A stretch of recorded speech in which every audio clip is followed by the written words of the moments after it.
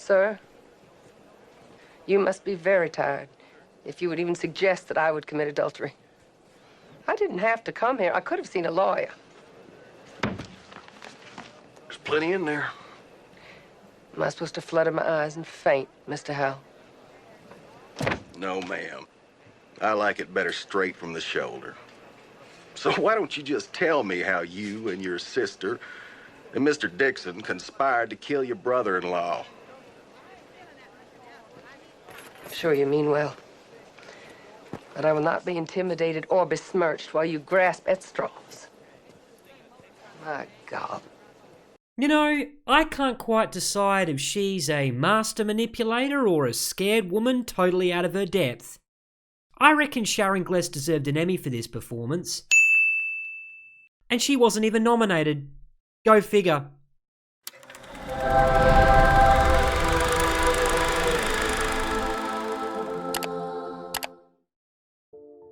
G'day guys, it's Holy Critics signing in, and today I have a question for you. What happens when a high society wife and her small town twin sister become the prime suspects in one of the most sensational love triangle murder cases of the 90s? That is the twisted true story behind Separated by Murder. Sharon Gless delivers an unforgettable performance playing both the victim and villain, and the twists are guaranteed to leave you speechless. So if you love a movie that blends real life crime with gripping courtroom drama, this one is certainly for you.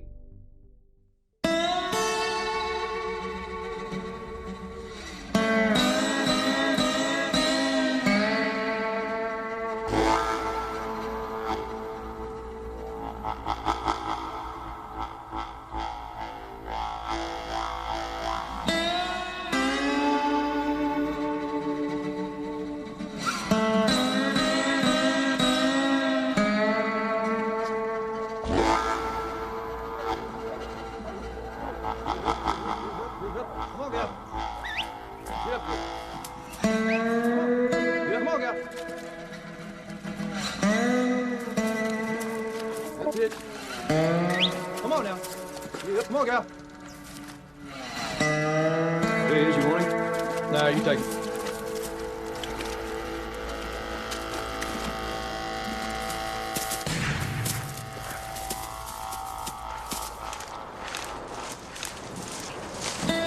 Nice. Right, hardly worth a damn shot.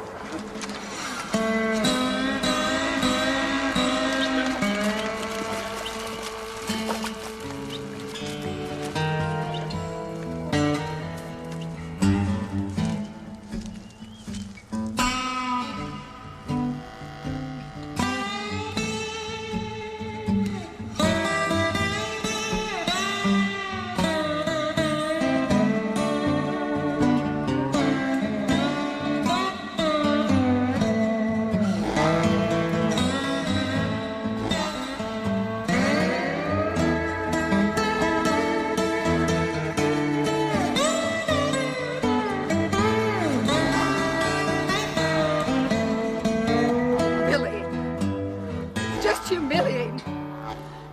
Time after time, they say, well, I'm so sorry. We'd just love to have you as a member of our country club.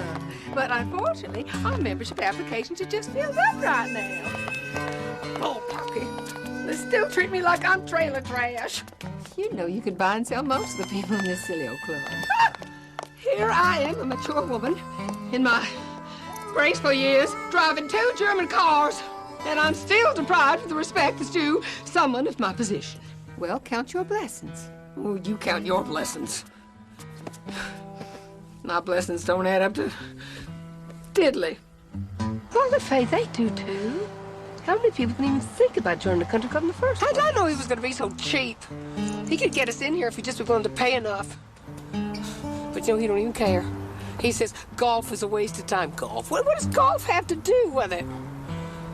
Gotta have the pick of the litter. I had to choose the runt. Bag man. Can you imagine? I'm married to a walking toilet. Honey, he can't help it if he had some intestinal problems. I mean, you're lucky he's still with us. That kind of luck I wouldn't wish on a dog.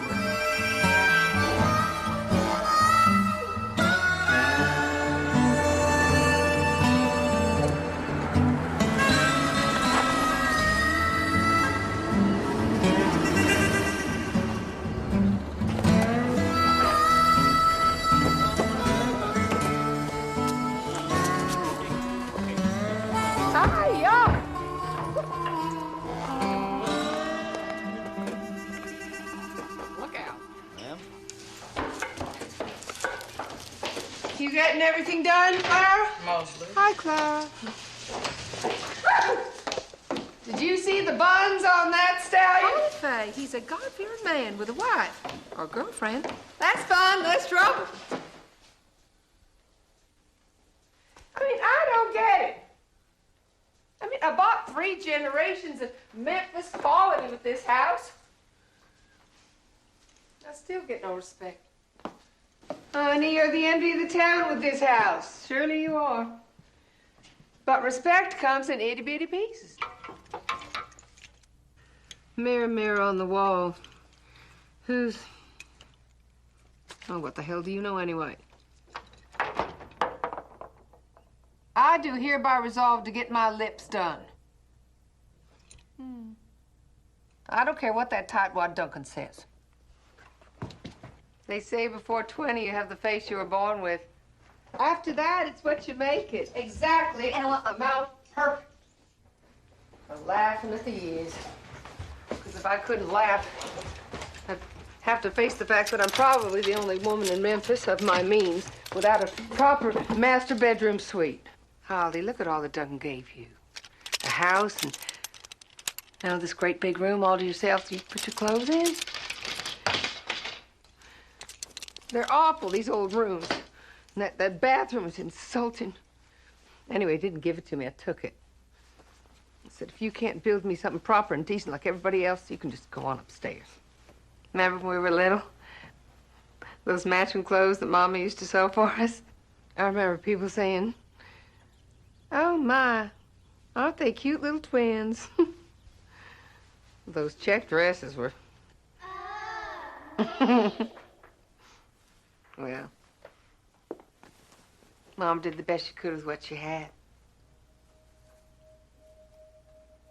You don't understand, Lily. That's the point.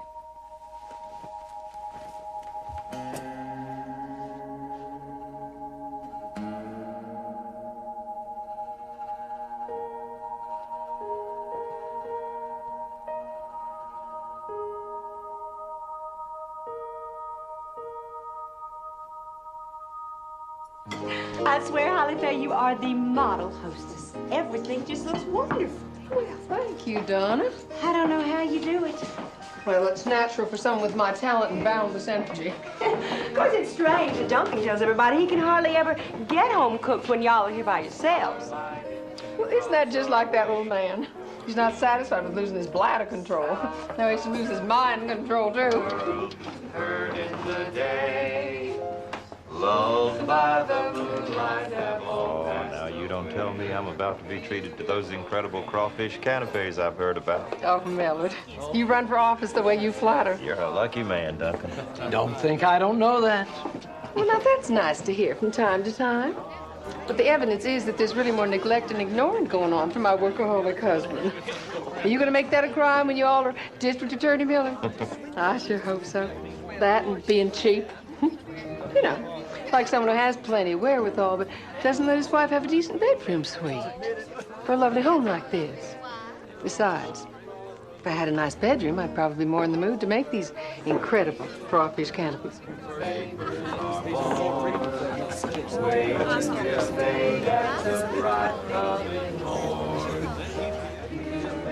Lovely picture, isn't it?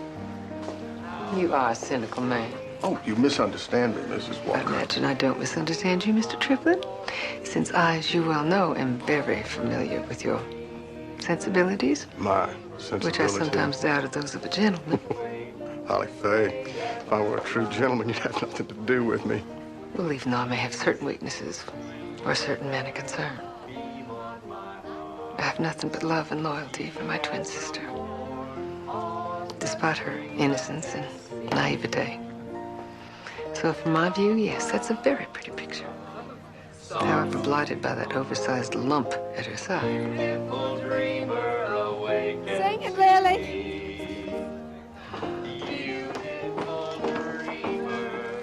Well, Darlene, will you look at these two boys standing here all by themselves? Looking so sour.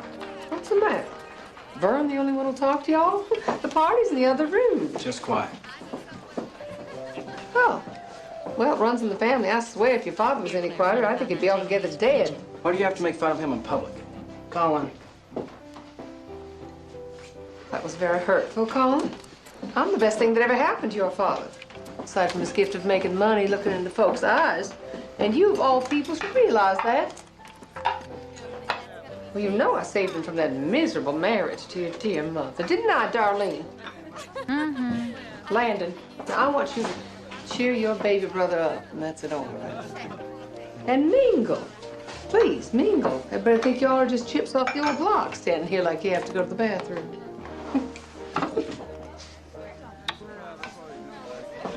Bye.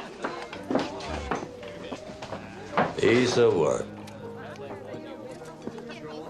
As long as I've known her, which has been as long as I've been married to her sister, I still can't get past the feeling that I'm having drinks with a cotton mouth.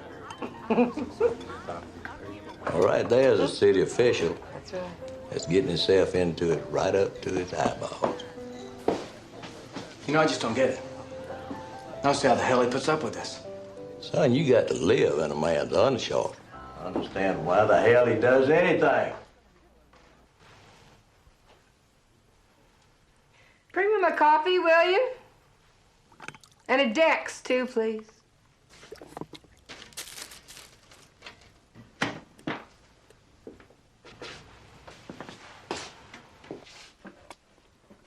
What you looking so grouchy for?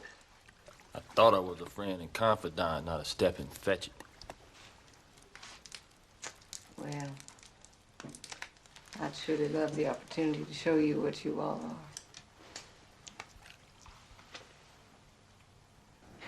Can't have Memphis director of insurance going to work feeling all warm and fuzzy. Ready to give what's ever left to the city of Memphis.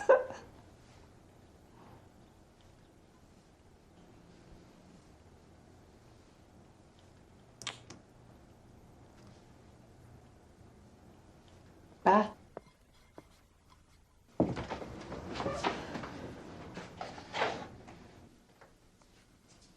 What are you looking at? You got something against affirmative action?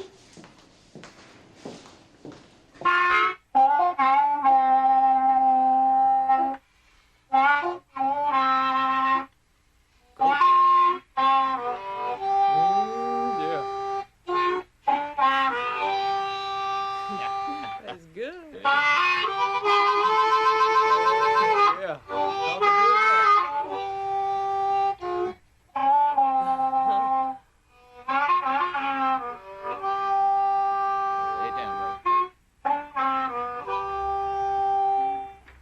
That's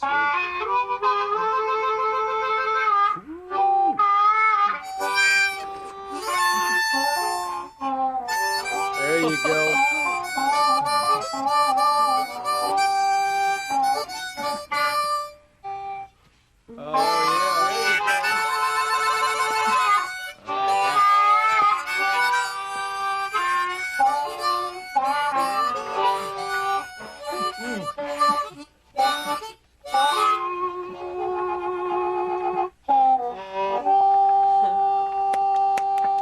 Mr. Johnson, I hate to interrupt a free concert, but I have something I think you'd like to see.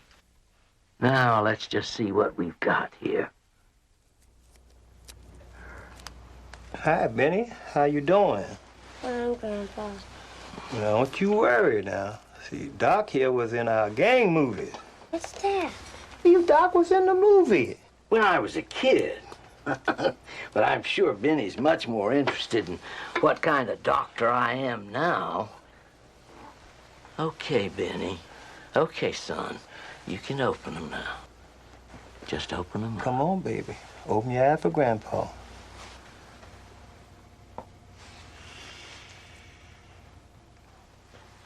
Hi, Grandpa.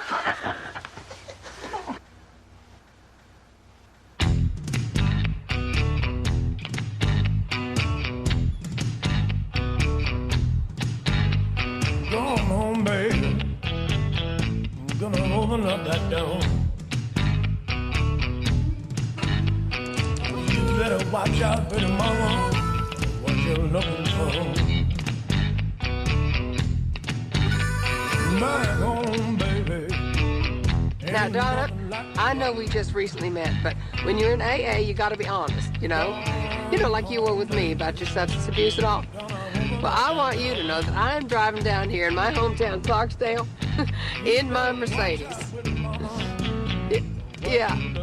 And I'm going by all these small-town Delta dorks who used to think I was dirt. And I've got my headlights on.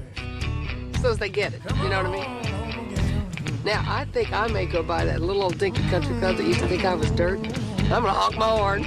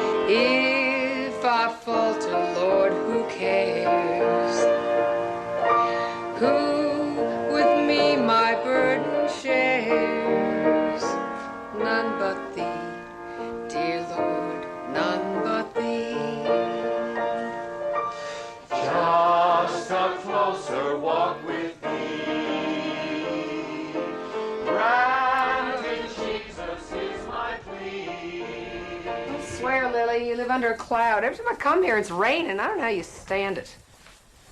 Come back with me, all right? Just for the afternoon, please. Pretty please. I can't, honey. I got responsibilities of my own. I can't go gallivanting around. Willie Mae, you just don't know. All you have to worry about is some benign tub of Baptist music minister lord who may be terminally boring, loves you, and is completely blind to your faults. That's a mean and cruel thing to say, Holly Faye. And he is not blind to my faults, few as there may be. But he forgives them, and in exchange, he gets a loving wife and mother. Well, that's disgusting. You never did have much sense that you were worth more than what life was giving you. I never asked for more than what life brought me. And although I seriously doubt that you would be particularly grateful, I think I've solved your problem. What'd you do, get rid of my husband? You bad girl. God can hear you thinking those thoughts just like you'd gone ahead and done something. Yeah, well, I wish it were that easy. Honey, hush. I had no idea you and Duncan were so dissociated. You say I'm disassociated? Well, you're usually such an exaggerator, making mountains out of molehills. Well, this molehill changes his will about every 5 minutes. Well, I just know he's up there in Memphis in his domain, where everybody just thinks he's God, and he's cutting me out. Just cutting that sword right through my heart.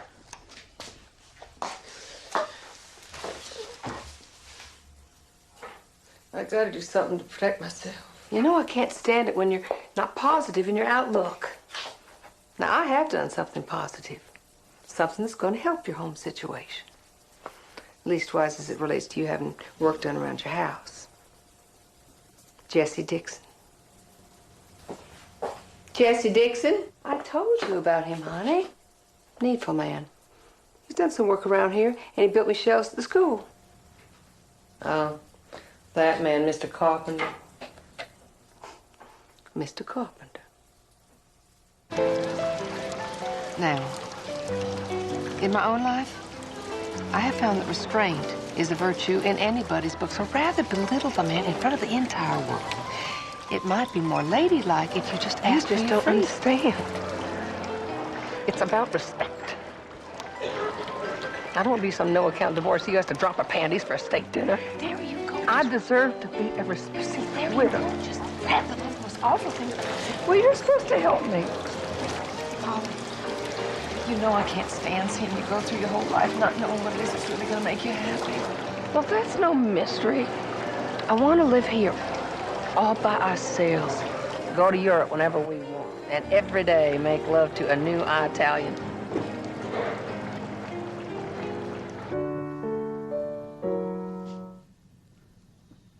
Don't stop. It's pretty. How was Memphis? It's nice. Yeah, it was nice. Holly? Holly's Holly. Always has been. Always will be. You know, I know she's your sister and all, but sometimes she's a little... She's a little wild.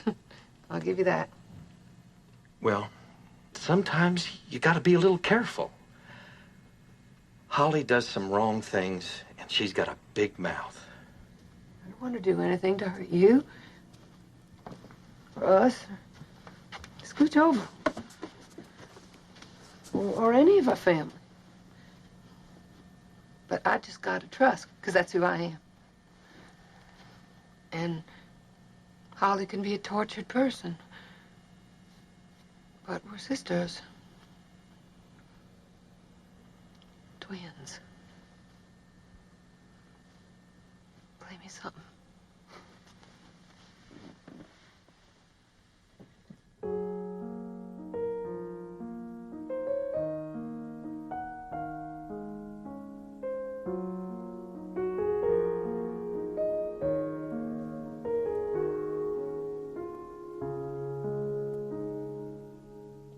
Y'all have known me and been my support through a fearsome battle with alcohol. And you know some other things about me, too.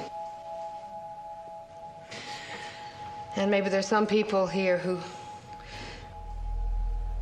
may not think that I tried as hard as I should. Not with my drinking, but with my marriage.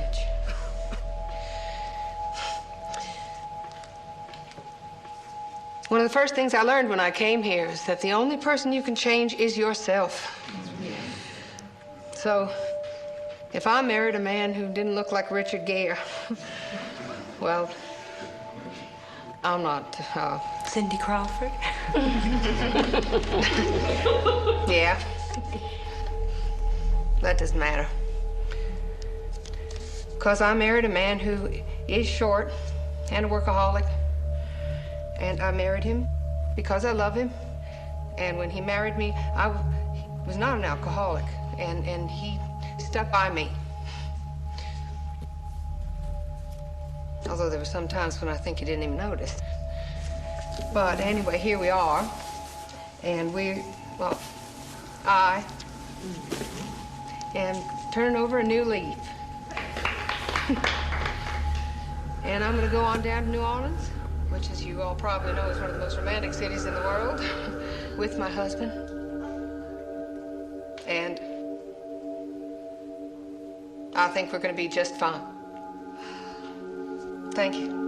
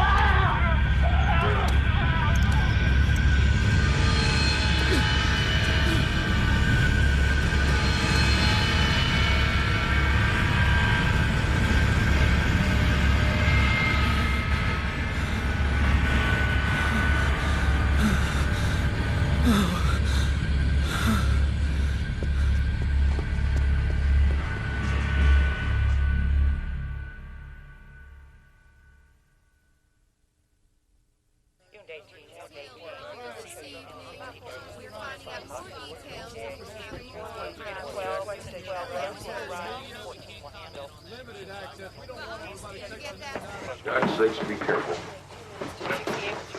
The murder scene. Don't move anything to us but dust and approved. Well, I removed some stuff around trying to find a knife. What we need around here is a few more murders. Maybe somebody know how the hell to treat a crime scene. Sorry, man. Hi. Miss Walker, this is my partner, Sergeant Darrell Kelso. Mrs. Walker, I'm sorry we have to meet under these circumstances. We're going to have to ask you a few questions. I know. I appreciate whatever anybody can do to find whoever. After you went shopping, you went to an AA meeting, so you got home when? I don't remember the stores I went to now, but the receipt should have all the times on them. I just want to know when you found your husband.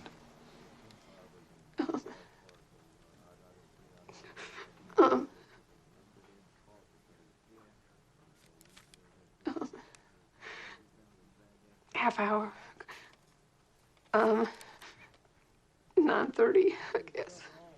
Mrs. Walker, as far as you know, did Dr. Walker have anybody that bore him a grudge? No. No, he was the most wonderful man in the world. He was the kindest and gentle.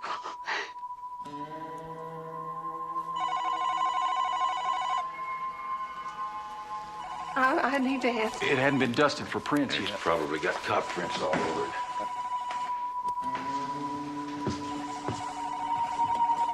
Go ahead.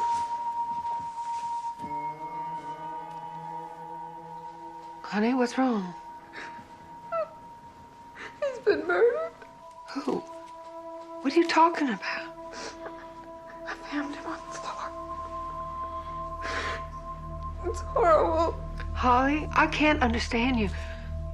Who's dead? Doc Patton. He's been murdered. My father, my dad, was a very loved man. Of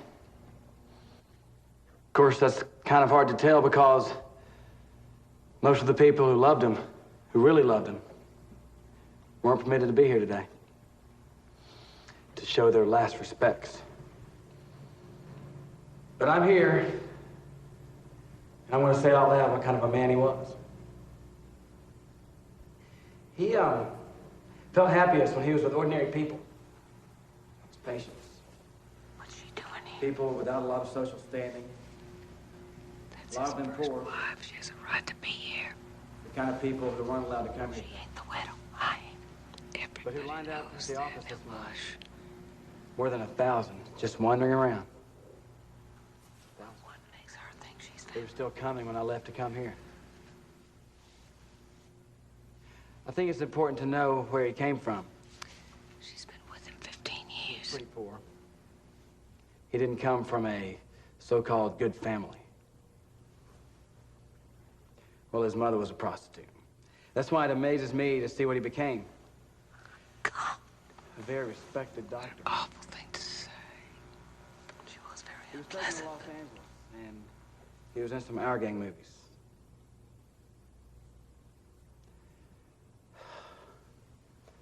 It's hard enough imagining my father as a kid.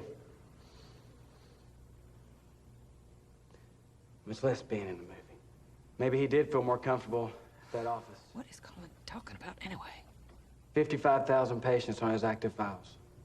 Nobody wants to hear this stuff. I don't know how much I really knew my dad.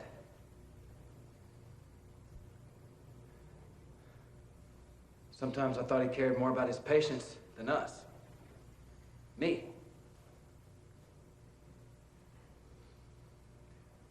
But he, I guess I just thought there'd be more time.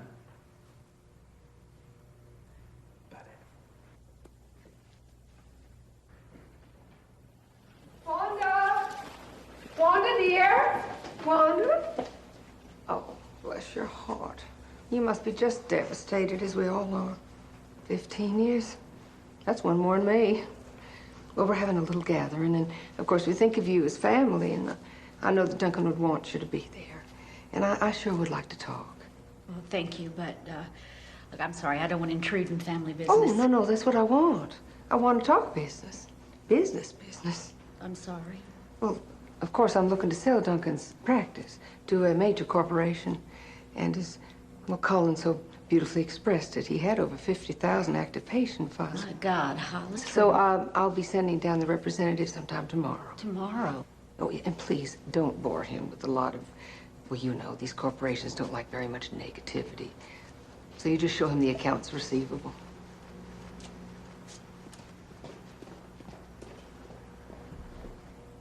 Well, life goes on.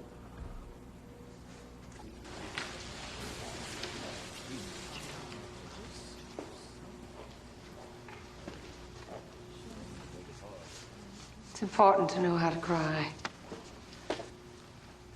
I think we better be getting on back to the house, though.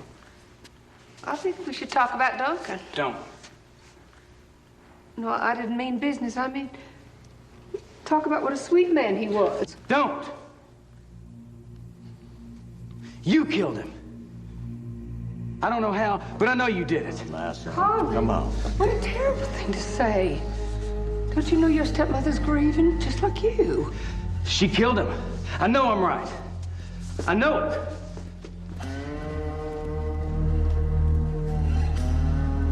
When am I going to start getting treated like a respected widow? Hold your head high and try not to talk.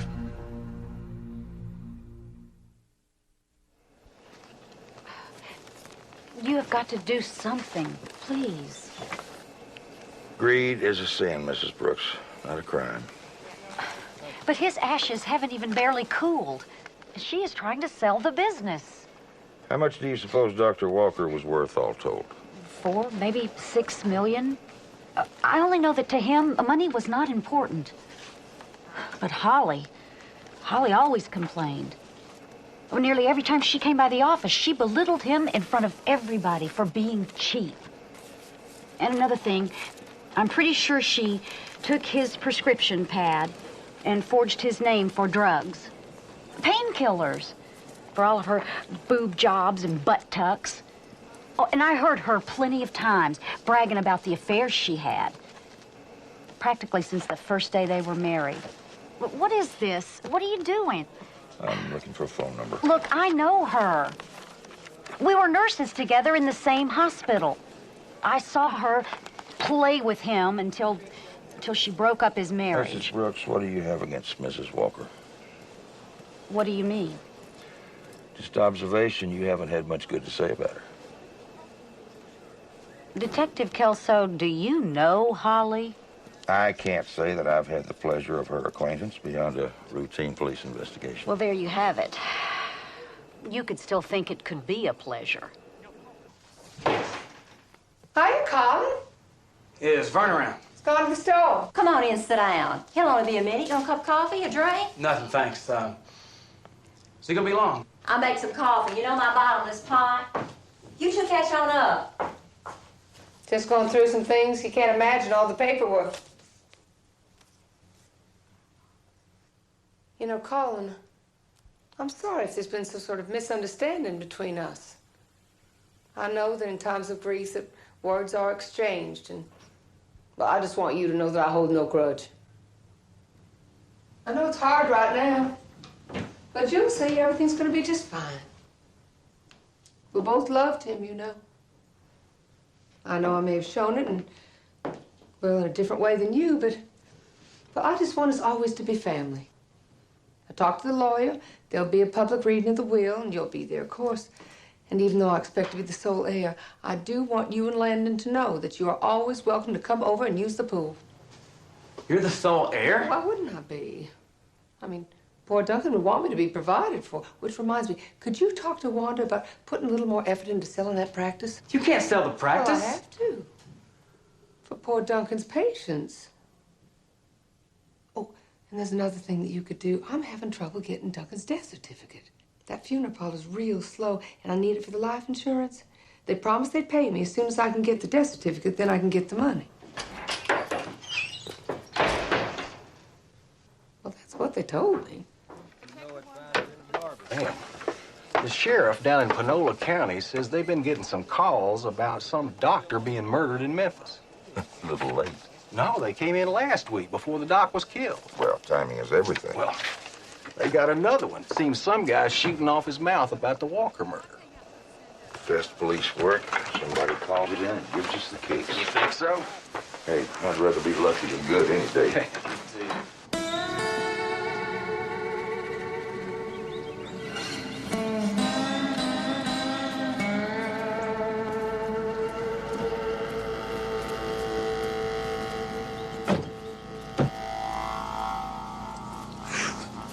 Pretty trashy.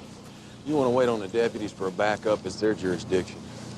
Well, it doesn't look like much. But the ass gets shot for stopping somebody running a red light. Well, let's check it out before it rains. The trailer looks like it might leak.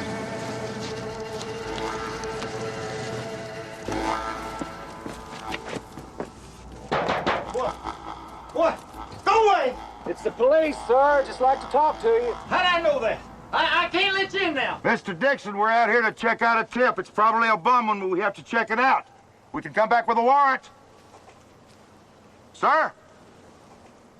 Sir? Can we come in? I ain't done that. Didn't say you did, but we have to ask you a few questions. Now, we can talk out here or inside where it's warm. Just leave me alone, all right? Appreciate your cooperation, Mr. Dixon. Bobby Joe, come on in. The water's fine. You just sit down there. Hands on the table. This ain't right. It ain't right. Mind if I look around? This just ain't right. It looks like you got quite a pharmaceutical supply there. You got prescriptions for all that stuff? Daryl, they give prescriptions for marijuana. Oh, come on, come on. This is your lucky day, Mr. Dixon. We don't have a warrant for marijuana. You could have this place full of cocaine and there wouldn't be anything we could do. Since we're here under the pretext of asking you about Dr. Duncan Walker. You do know Dr. Walker? Never heard of him. That's funny, because we heard you killed him. At least that's what someone called and said. Someone called and said this guy named Jesse Dixon was crying about killing some doctor up in Memphis. Hell, why? That ain't me.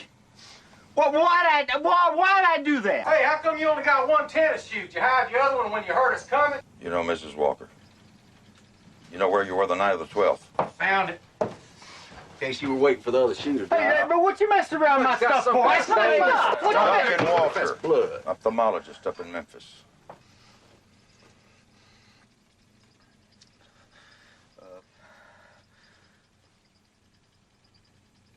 Maybe I know Holly. Mrs. Walker. Maybe. I spoke to her on the phone. Wanted some carpentry work done. Said carpentry. He came on you robbing his house. Looking for drugs. Sleeping Beauty and Swan Lake. Light reading? I got kids.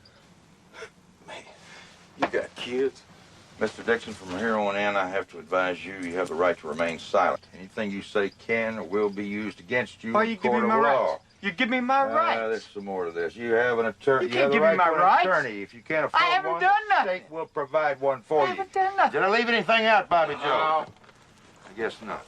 Dixon, you're under arrest for the murder of Duncan Walker. Oh, no quick moves. Stand up, please. Hands behind your back.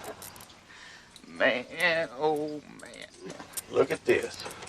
Is this a knife you shoved into his stomach after you got through beating up on him? A knife? I never used no knife. I didn't use the knife.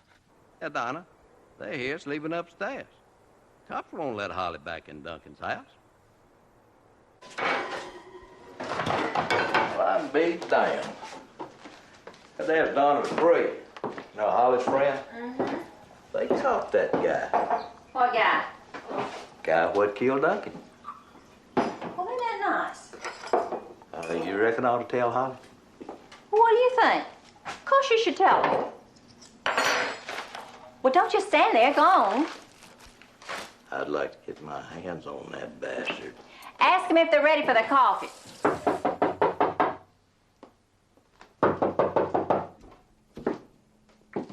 Holly? Holly? Holly? Vern, don't you ever knock before you enter a lady's bedroom? They got the guy. The guy that killed Duncan. Duncan's killer.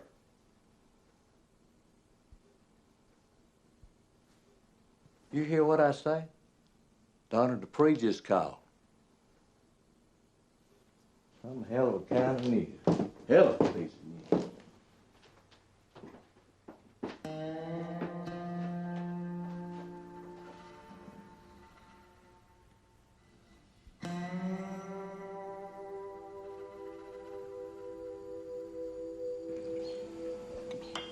Well, they're your sisters. I've never been a part of their inner circle. I was always older. I'm a damn if I know what I expected, but I sure thought it'd be more uplifting, you know. Holly, you know this guy Dixon? That's the guy's name. Actually, I do. I know a Mr. Dixon. He did some work for me at school. Well, I'd be damned. So you know this guy. This guy killed Duncan? He built me some shelves. How about you, Holly? You know this guy? Oh, indirectly, I guess you could say. Yeah, I knew him indirectly. Well, they're your sisters. And just be calm. You're a lady at heart, and ladies always go to the police if they have any information that's helpful. Okay? That's right. Okay.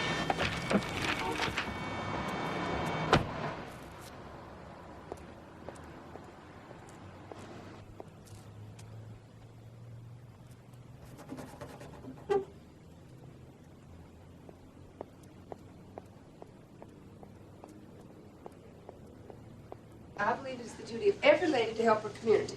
So I'm coming forward with some information that you might find out anyway. I mean, I want to be the first to tell you. Well, it's always best just to get it off your chest. Yes, well, honesty is the best policy, I've always said. My husband and I had been dissociated for many years, and I've had some extramarital relationships. So? Well, I am prepared to name names. Would you say that any of your lovers was extremely jealous of your husband? Well, I only make love to quality people. Quality? Regardless of race, creed, or color. Regardless. Well, for example, Mr. Calvin Jackson is the current paramour. He's an African-American gentleman. And the city's first to be appointed director of insurance. Well, any chance of you knowing a fellow named Jesse Dixon?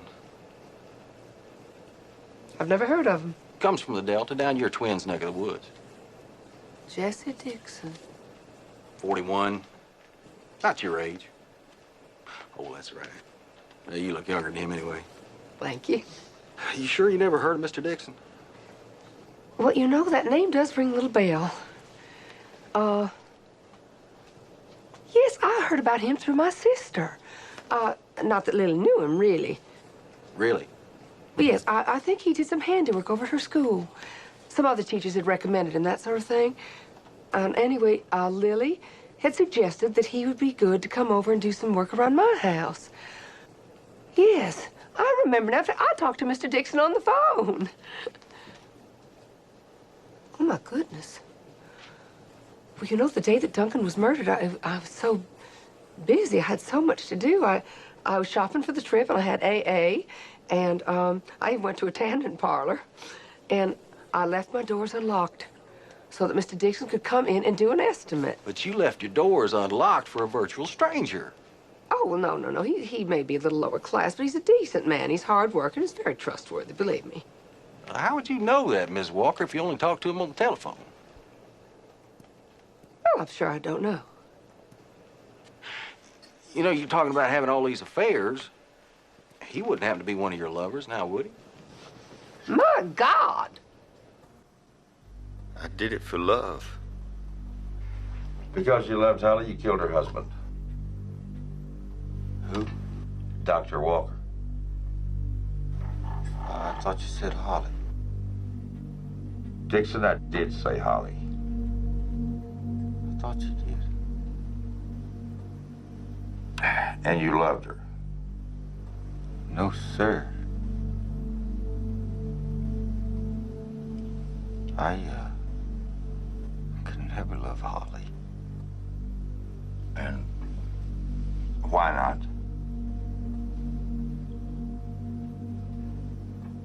Met with Lily Mae. Lily Mae? Lily Mae?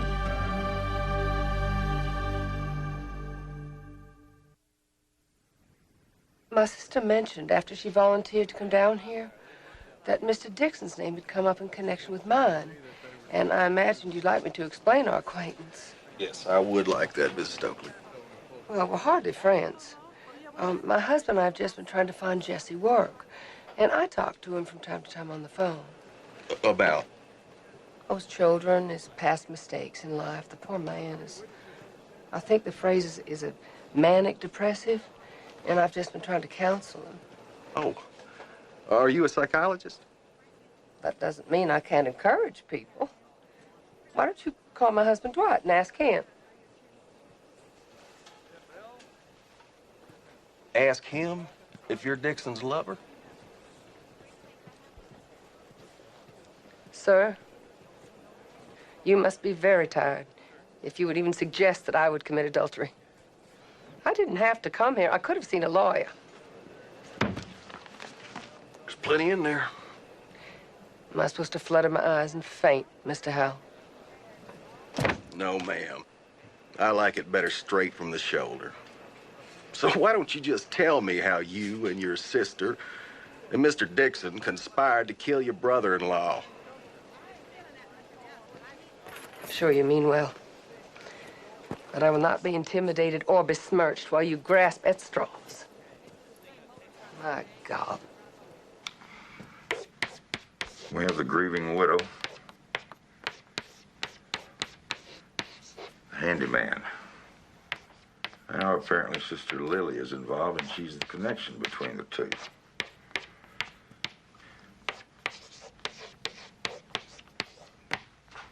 And the book. You probably got enough to convict him. I mean, juries will usually convict when you got a confession, but what if he recants? Runs into a lawyer who likes to see his name in the papers. I know you probably want to talk to those girls, too. Hell, who knows? I could probably use this tape to squeeze a warrant for him out of a judge, but then what do you got? You've got two ladies with time to hire an attorney, get the story straight, and cover the tracks. All right. The knife we found in Dixon's truck. Now, forensics says there's no trace of human blood on it. Maybe he was supposed to shoot the doc. High-cotton lawyer will tear that apart quicker than you can say it. Let's look at this Holly's behavior. Weird. She comes in here, just wants to allay suspicion, she says, and then proceeds to rattle off a list of studs she was sleeping with that's only slightly shorter than the Memphis phone book. Dixon's a Looney Tune. There's not one shred of corroboration to tie the sisters to a story that changes every time Dixon opens his mouth. We'll get the K-9 unit out there, sniff around Dixon's yard. We'll find the knife. What does it matter how many weapons he used? He's confessed. There's got to be something here. Something we've overlooked. What do you suppose he was doing with this? 2 ballets? It's a kid's book, his kids. They don't live with him. Anybody take a close look at this? That's what I like about this job. People I work with make me look smart. He checked the book out 100 miles from home. Memphis. Well, now, if we were to hand deliver the death certificate to you, how soon do you think you might be kind enough to write that little check? A cashier's check for $250,000? Well, that's very efficient. Yes. Well, my Duncan always said that Southern Assurity was the one company I could always rely on. It was overdue and then renewed again on Monday. 2 days ago. By any chance, did you talk to the guy who checked it out? Guy. It was checked out by Holly Walker. Holly Walker. Holly Walker. Mrs. Walker, you've missed 2 appointments already to pick up the remains. Yes, I'm not here for the remains. I'm here for the death certificate. The insurance company wants proof that my husband is dead. Now, why is that so hard to understand? The manager's out at the moment. He's the only one that can release that kind of thing. Right. You can't go in there. Ma'am, if you could just wait. Now, what did that damn urn look like? No one's denying you got a right to the certificate. We have procedures to Did you take my husband's ashes out of that beautiful urn? Put it in some cardboard box?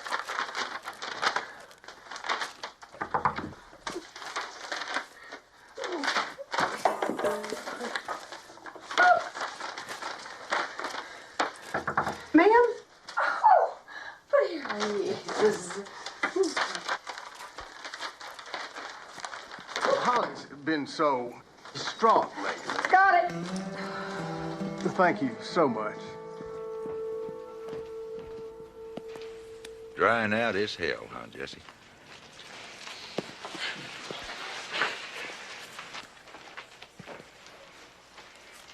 Jesse, we understand you want to protect Lily. She's laughing at you. She and her twin get to split a $6 million estate. You know the doctor's that rich. What do you get? He wouldn't laugh at me. Oh, man, she don't know you. You don't exist. You're Mr. No-Name. She sure looks good driving around in that big, fine automobile. You ever ride in a Mercedes, Jesse? She ever take you anywhere in it? Maybe to the ballet? Tell me about this book, Jesse.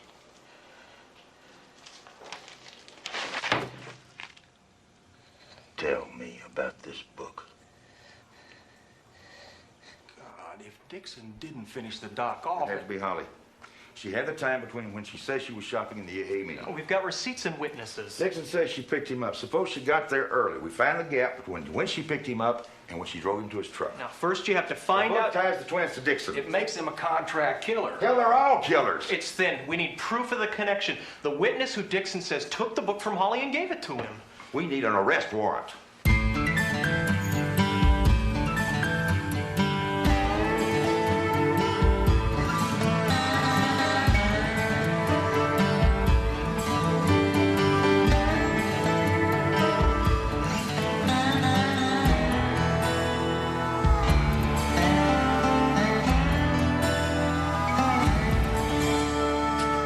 We have warrants for the arrest of Lily Mae Stokely and Holly Faye Walker. Sir, would you be seated there, please? Thank you.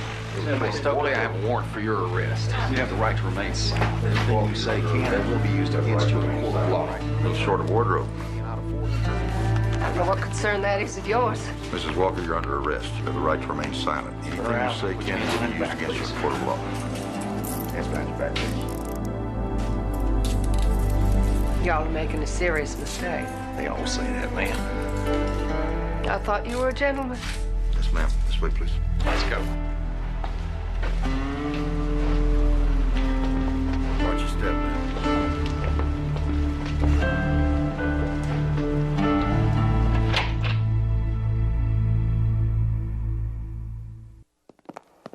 All rise. The Honorable Andrew Donner presiding. Be seated, please. You may proceed, Mr. Poe.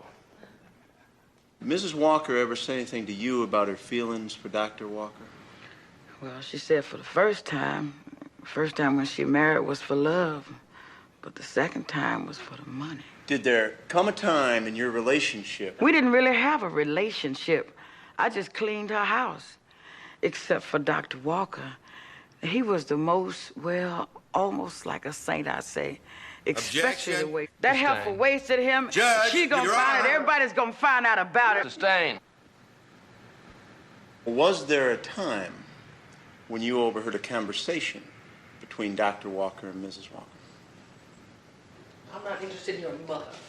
I wasn't when she was alive. I sure am not now that she's dead.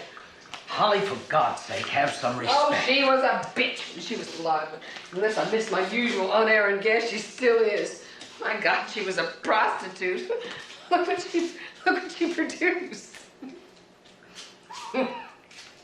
Maybe it would be better if I weren't around at all.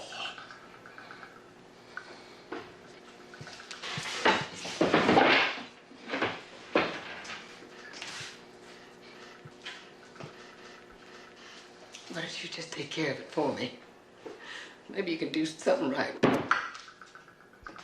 She reacquainted herself with someone at her high school reunion.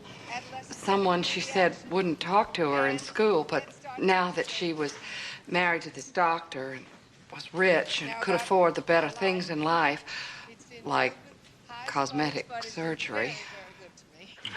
I just gave my drinks because I think I've had it. You were always sniffing around Lilliput's. She was homecoming queen. Now? Is there someplace we can go? Your place. I live in New York. That'd be just fine. I felt we were moving in different directions, spiritually. Did you ever hear Mrs. Walker say anything degrading about Dr. Walker? Oh, everybody knows she called him. Well, I can't say the worst thing. She called him the bag man. Tell us the worst thing. Well, it had to do with what was in the bag, you know. And she was always criticizing him. I mean, his appearance, his shirt tail out, wearing shoes without socks. She said that was an affectation he picked up from California. And he never finished his hair implants and picking his nose, things like that. The day of the murder, did you see Mrs. Walker? I did. And Holly was always together. I mean, very together. She never went anywhere not looking nice. On this occasion, the day of the murder? Well, she was wrinkled. Wrinkled? And Holly Faye Walker was never wrinkled. She didn't believe in it. And here she was in this wrinkled blouse and these pants and these funny little shoes. They were flowery. And I'd never seen her in those shoes. You testified that after the murder, Holly seemed upset about some elements of her life. Was that about the way she lived her life? Duncan was dead, and there were just things that I thought she might regret. Like all of her affairs. I mean, there was even a black man.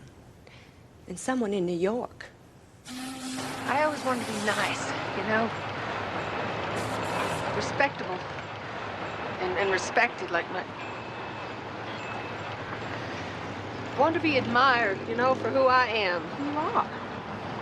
I mean, there are a lot of people who look up to you. I got a twin. You know, my sister Lily? Well, she's admired. And she doesn't have to do anything to make it happen. She just is. She always was. You know, when we were kids and we were in school, she was homecoming queen. And I'm the one who had to join the drama club just to get myself a date. Holly, I mean, after all, you just lost a dear husband. What's so wrong about having affairs?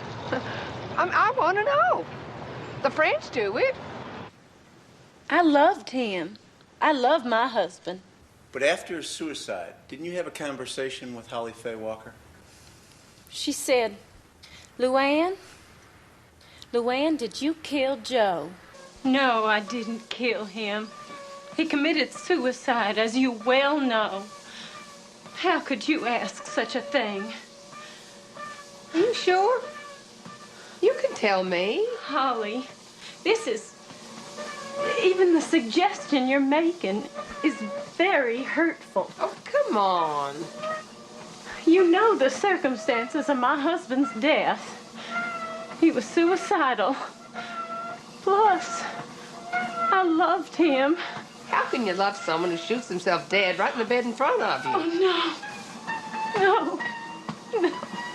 Well, anyway, I want to kill Duncan. And I thought maybe you could help me. Now, do you have any ideas about how we could do it? I mean...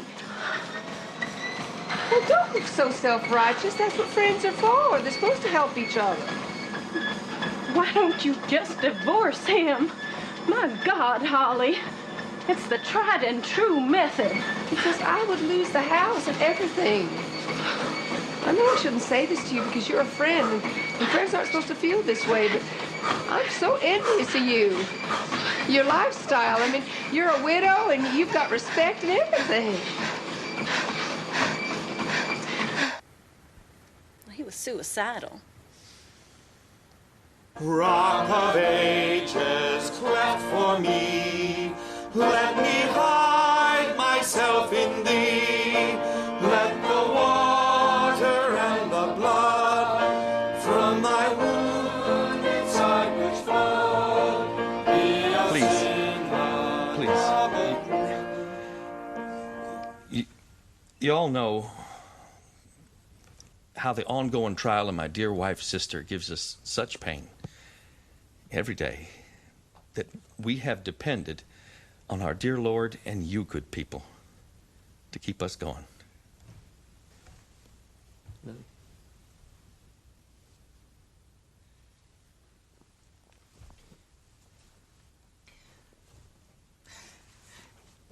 I can only pray that none of y'all ever know the pain of being a regular church-going wife and mother one day and the next being ripped from the bosom of your family and friends. Of having your dearest sister being torn asunder by a terrible murder. And by being separated for the first time in our lives. The first time since we were little. I know the only reason that I'm not in the prison, same one as her, that right this very minute is the love of y'all. That you went ahead and you mortgaged your houses to pay for my bail and to get me out of that hell that they put me in. I can't tell you. You gave me strength to go on. And I'm going to go on. And I will be exonerated. And I just want to say thank you. Rock of ages, cleft for me, let me hide myself in thee.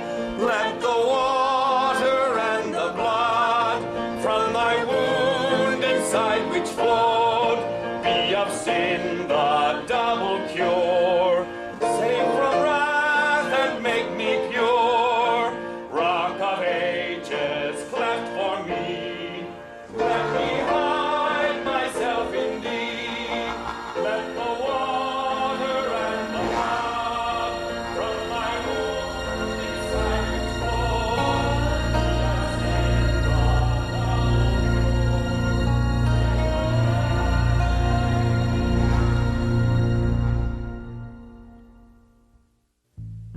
Is it fair to say you're a pretty sorry son of a bitch? You try the court's patience, Mr. Poe. You're courting contempt. Well, Judge, I apologize for my lack of civility, but we've seen some extremely civil people here do some mighty heinous things. Like contracting to have their husbands killed, all the while looking civil and pretty as you please. And here we have a self-confessed murderer who says he was hired by the defendant. And the state believes that he's telling God's own truth. But look at him, he looks like hell.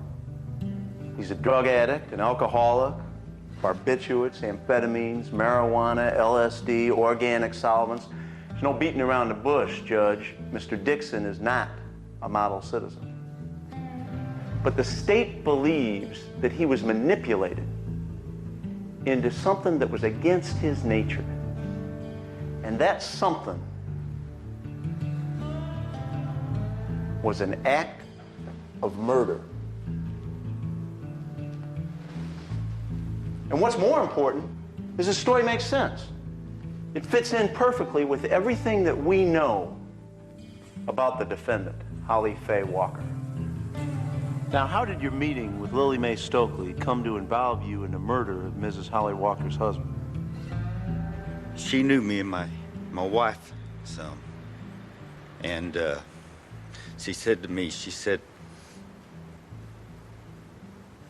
she couldn't understand why Charlotte had left me because,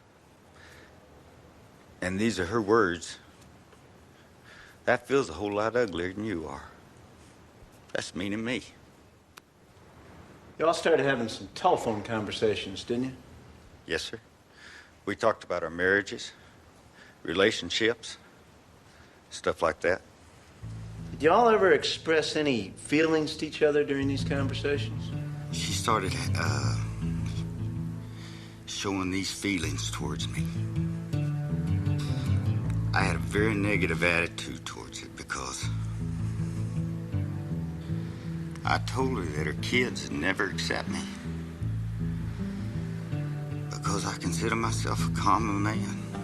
Did she inquire about something happening to Dwight? Yes, sir. That's how I originally got involved. I asked her, I said, well, why can't you just leave him? And she said, I'd rather just have something happen to him. What did you say? Well, I was kidding around, and I said arrangements could be made, stuff like that. You were willing to help find someone to kill her husband? I he'd-hawed around.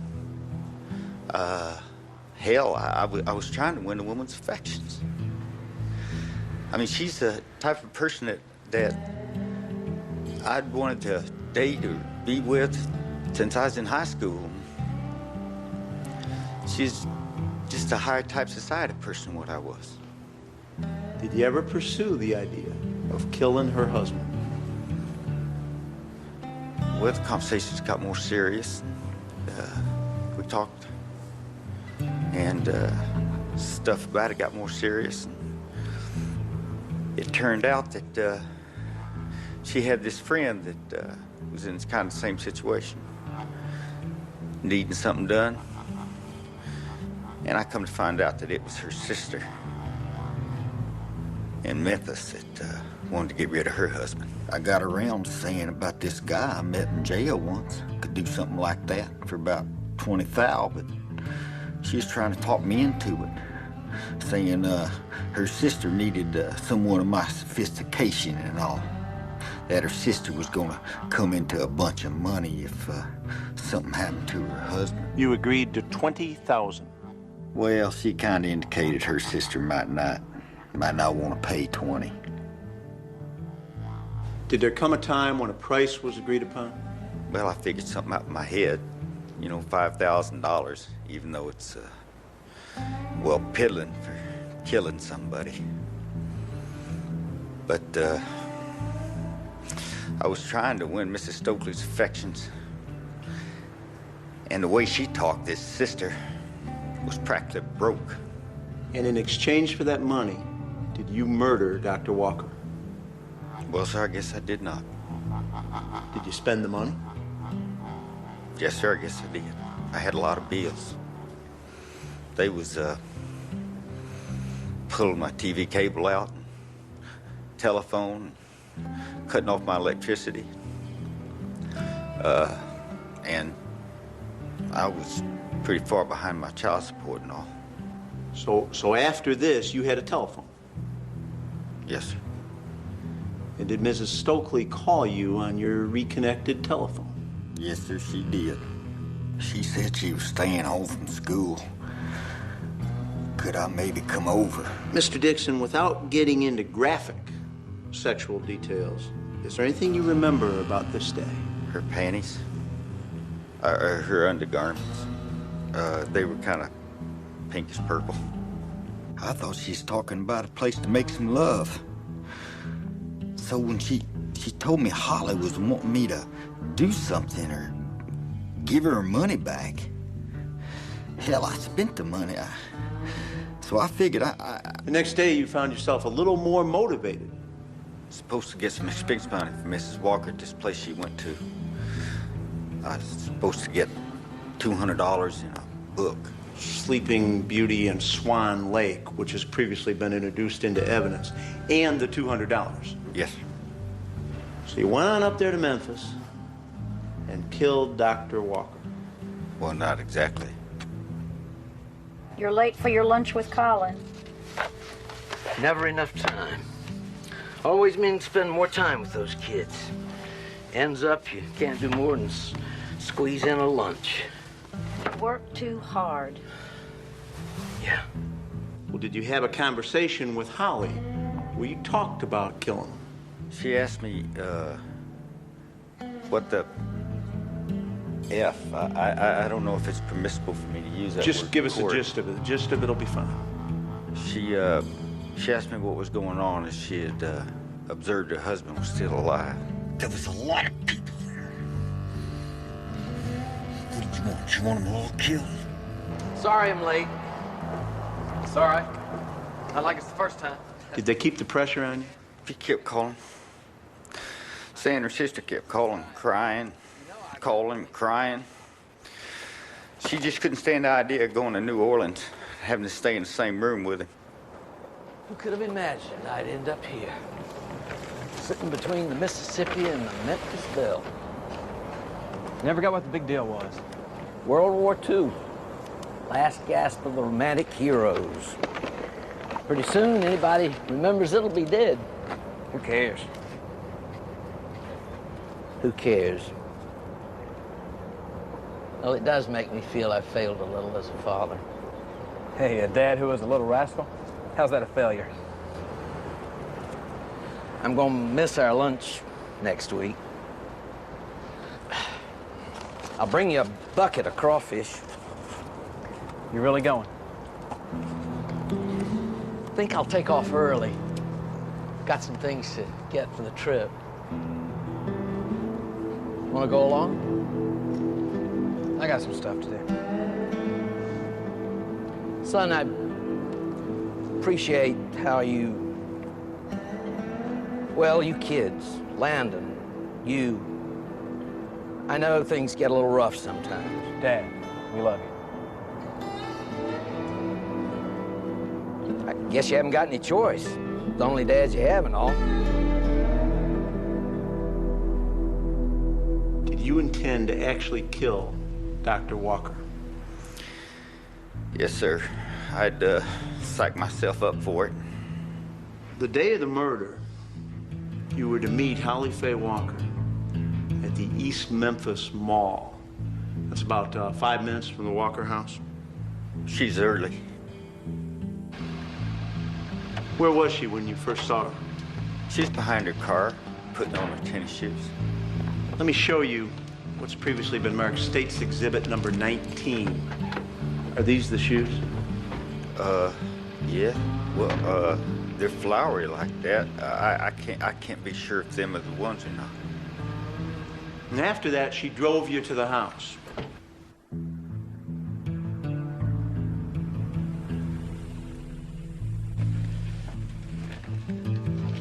She gave me $40. What was the money for? Don't know. She just gave it to me.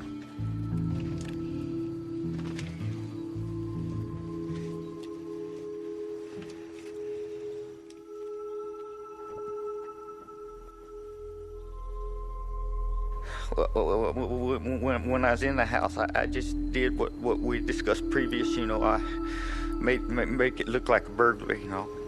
Did you actually steal anything? Silver, money, a gun? No, I didn't take nothing. I didn't do nothing.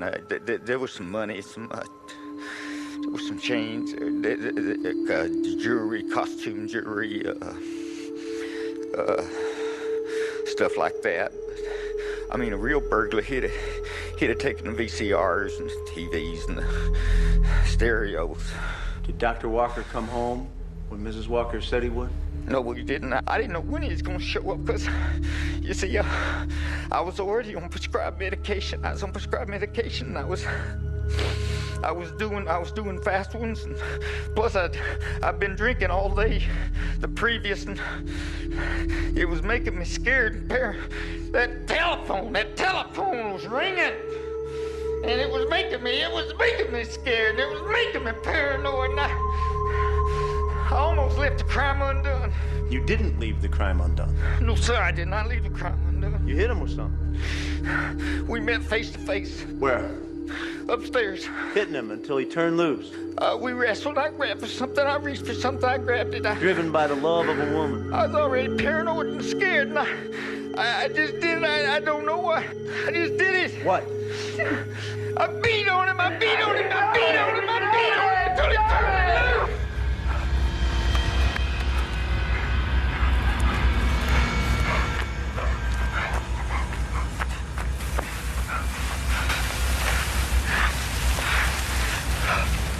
his condition when you left? I don't know. Was he dead? I don't know. Did you stab him with a knife after you beat him? No, I didn't stab him with no knife.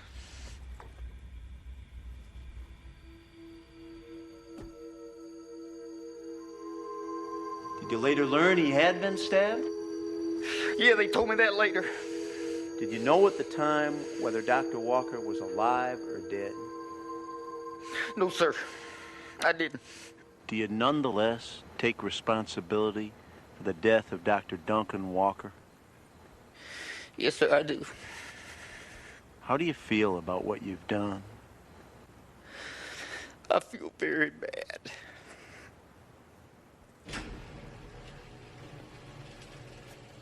After my wife left me, I got back on alcohol and my drugs. And, I let the affections and the fondling of another woman towards me. Your Honor, the defense objects to this self-serving, ridiculous statement. Please don't offend the defense by making any self-serving, ridiculous statements, Mr. Dixon.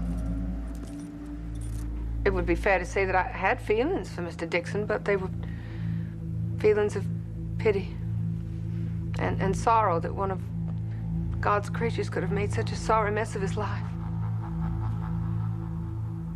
And had fallen so far as, well, this. But even at that, of course, I would try to help him just like I would help any damaged creature. Have you ever had any sexual relationship or intimacy with Jesse Dixon? Absolutely not. Have you ever in your whole life, as long as you've known Jesse Dixon, ever kissed him? Or has he kissed you? Or done anything that would remotely apply to such an idea? No, sir. No, sir. You may step down. Thank you, Your Honor.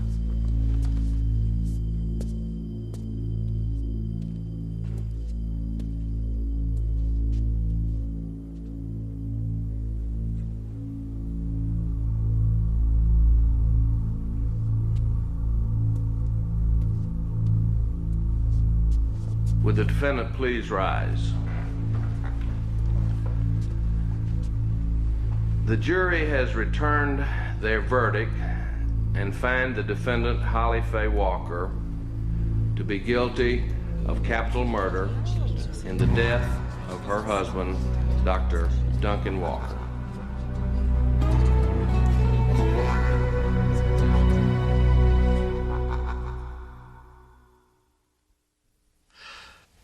Hi. How you doing, honey? How do you think I'm doing? I'm in jail, and I'm going to die in prison because 12 of my peers who I wouldn't invite to my home believed some drug-crazed lowlife over the wife of the doctor.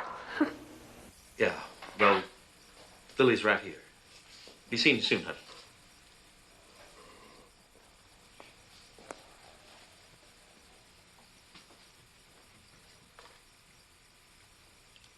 Hi, darling. How are you? You weren't going to call? Now, Holly Faye, of course I was. In fact, I've tried several times. Well, they don't have any restrictions here about family members phoning somebody or visiting somebody who was wrongly convicted of setting up her husband's death. My lawyer, or the lawyer said it wasn't a... Well, they thought it was better.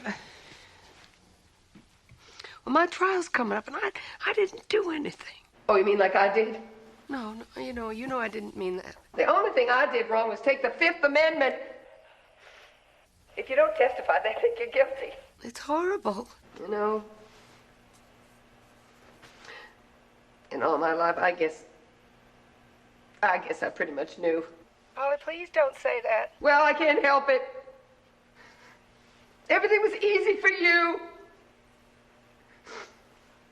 I mean, you're prom queen 2 years running, and it doesn't even mean anything to you. I didn't want to be prom queen. That's what I'm saying. That's just what I'm saying. I fought for everything. And I still I couldn't get it anyway. All I wanted was a good life. That's all. That's what I've married somebody so short. I just want a good life. Sometimes I get so down, I'm mad at you, too. I just know you're gonna go in there. The jury's gonna hear that same damn story. Jesse Dixon's, and it's gonna be just like when we were kids. Just like always. That's a terrible thing to say. Here I am about to face God knows what, and I'm scared to death. Just scared to death. And now you're mad at me at a time when we should be loving each other the most.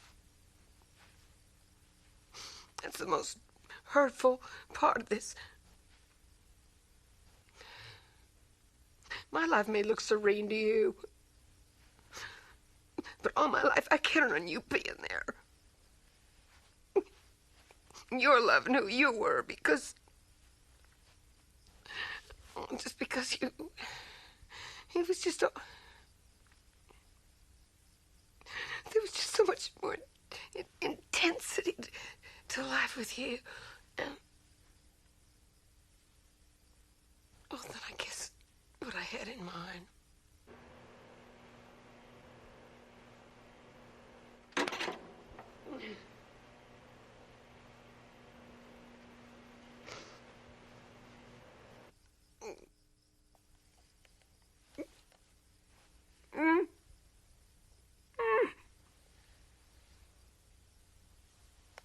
I was thirsty, and you gave me to drink. I was naked, and you clothed me. I was in prison, and you visited me. A stranger, and you took me in.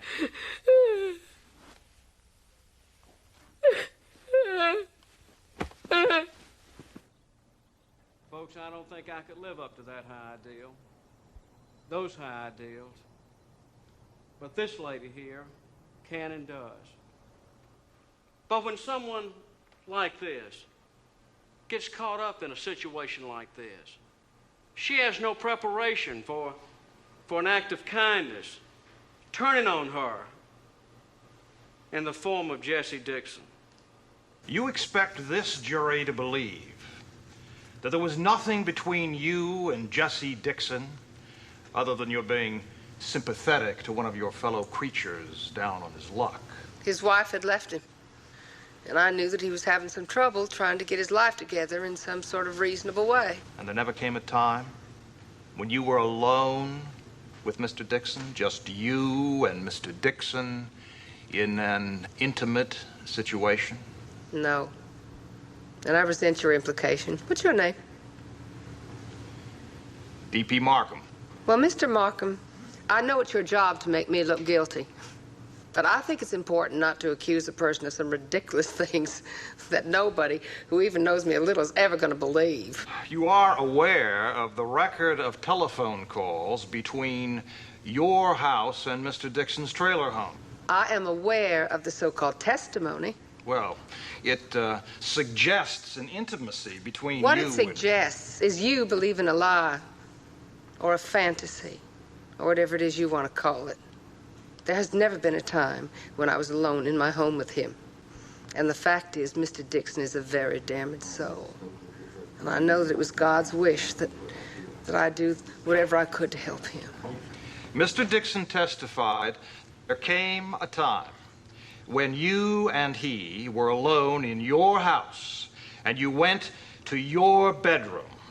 Was that to counsel him on his personal problem? Objection to Mr. Markham's innuendo, Judge. Ms. Your Honor, I think already I answered That's the all right. I'd like to answer that, Your Honor. Rephrase the question. Did you sleep with Jesse Dixon? No. You seem to want to suggest that there was some sort of relationship between Mr. Dixon and myself. Now, maybe I made a mistake in being kind to someone, so that suddenly I'm being accused of having sexual relations with them. But then that is a mistake I will probably make again. Because there's goodness in being kind to people, even if you don't know how it's going to turn out. How could I have known that a record of a telephone call could cause me to be accused of being some kind of go-between between my poor sister and the man who killed her poor husband? When all that transpired was a down-and-out man asking for a loan. They turned off my electricity. I ain't had no propane in 3 weeks. You know, it gets cold as hell.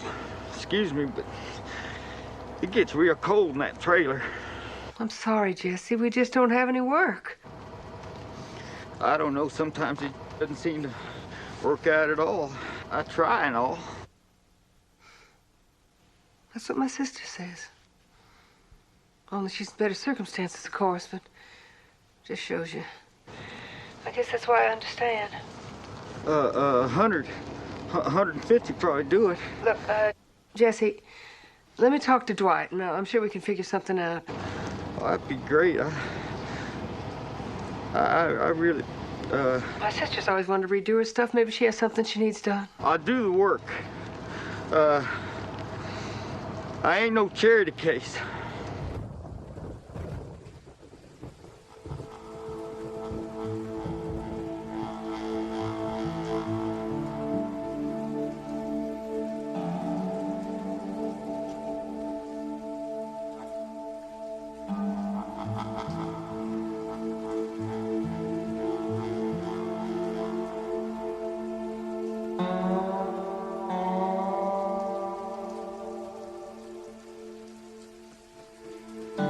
A poor, down and outcast man. Let me add to that, child molester, kidnapper, drug pusher, car thief, drug pusher. I may have said that.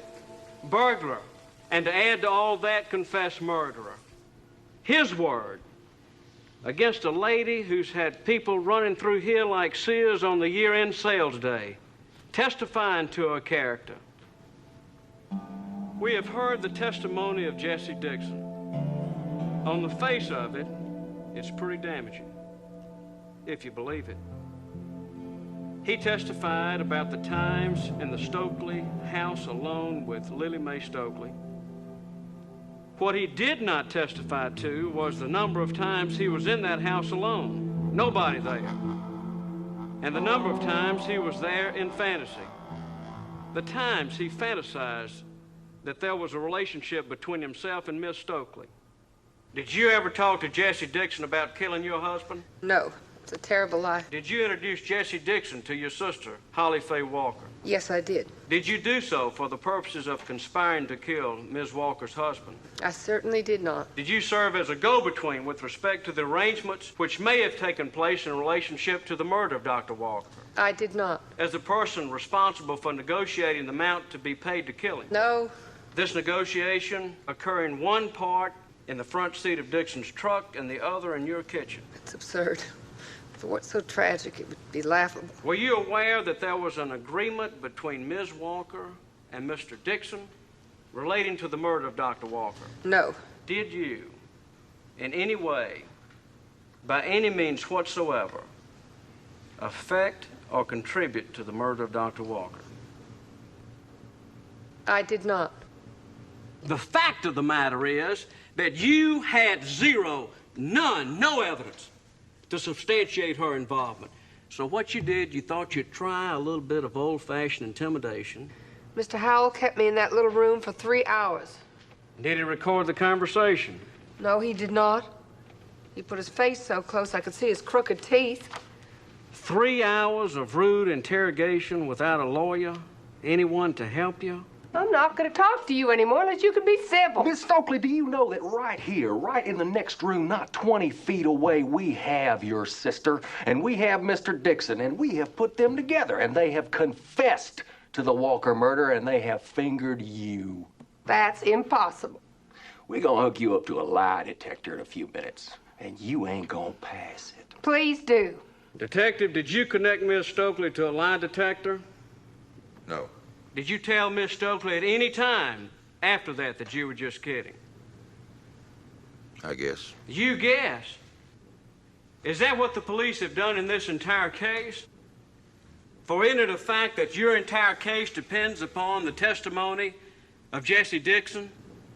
Isn't it a fact that the police investigation has been a comedy of errors from the start, overlooking the stated existence of a bloodied handprint, failing to test the presumed murder weapon for blood or tissue or hair, allowing Ms. Walker, Holly Walker, convicted of murder, to have her car washed immediately after the dastardly deed? She was not a suspect at the time.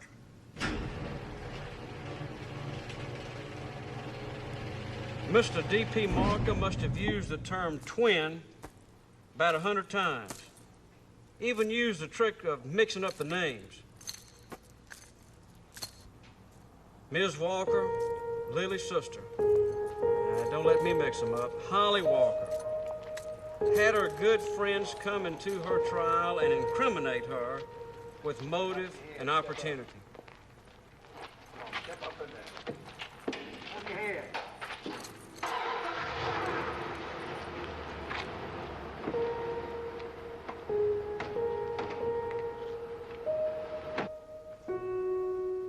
We may never really know who killed Dr. Walker. Jesse Dixon's confession isn't even that clear. We may never really know what happened that awful day. Certainly not beyond a shadow of a doubt. Not beyond a reasonable doubt.